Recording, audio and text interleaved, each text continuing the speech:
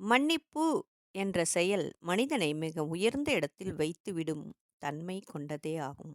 மறப்போம், மன்னிப்போம் என்பது உயரிய பண்பு. ஒருவர் நமக்கு செய்த தீமையை மறப்பதோடு அவர்களை மன்னிக்கவும் செய்வது சாதாரணமான மனநிலை உள்ளவர்களுக்கு சாத்தியமே இல்லை. மனித நேயம் உள்ள மக்களை மிகவும் நேசிக்கிற எல்லோரிடமும் அன்பு செலுத்தியவர்களால் மட்டுமே சாத்தியம். வள்ளுவர் பெருமான் இன்னா செய்தாரை ஒறுத்தல் அவர்ஞானம் நன்னயம் செய்துவிடல் என்னும் குறளில் ஒருவர் தனக்கு தீங்கு விளைவிப்பவர்களுக்கும் நன்மையே செய்ய வேண்டும், அவர் செயலை மன்னித்து விட வேண்டும் என்கிறார். நாம் கோபத்தின் வசப்படும்போது பேசும் பேச்சுக்களும் செய்த செயல்களும் நம் புலன்களுக்கு எட்டுவதே இல்லை. அறிவு அழிந்து விடுகிறது. இதையே பெரியவர்கள் ஆத்திரம் அறிவுக்கு சத்துரு என்றனர்.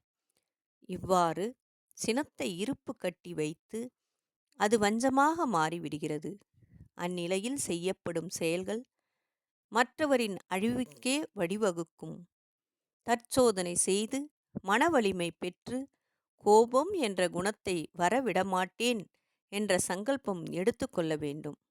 அப்பொழுது வஞ்சம் என்ற தீய குணம் மாற்றம் பெற்று மன்னிப்பாக மாறிவிடும். சினத்தினால் எங்கும் எப்பொழுதும் ஒரு நன்மையும் வந்ததாக சரித்திரமே கிடையாது. புத்தர், இயேசுபிரான், காந்தி, மகாத்மா, அன்னை தெரசா போன்ற மகான்கள் மனித நேயம் என்ற பண்புக்கு உதாரணமாக இருந்தார்கள்.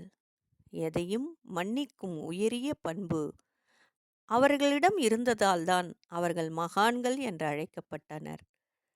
பிறர் குற்றத்தை மறந்துவிட வேண்டும். இது முதல் நிலை. அவ்வாறு மறந்தாலும் கூட சில சந்தர்ப்பங்கள் அதை மீண்டும் நினைவு கொண்டு வர வாய்ப்பு வரலாம். ஆனால் அதை மன்னித்தே விட்டோமானால் அந்த நினைவு மீண்டும் வரவே வராது. இதுவே மன்னிப்பின் மேன்மை. ஒருமுறை புத்தபிரான் தவத்தில் ஆழ்ந்திருந்தபோது அவர் மிகவும் பொறுமைசாலி, கருணை மிக்கவர் என்று மக்கள் புகழ்வதைக் கேட்ட ஒரு நாத்திகன் இதை பரிசோதிக்க எண்ணி புத்தரின் மீது ஒவ்வொன்றாக கல் எறிகிறான். பகவான் சிறிதும் முகம் சுளித்தாரில்லை. புன்னகையோடு கற்களை ஏற்றார். ஒரு கல் புத்தரின் நெற்றியில் பட்டு இரத்தம் வழிந்தது. கல் எறிந்தவன் சற்றே கலக்கமடைந்தான். கல் எறிவதை நிறுத்தினான்.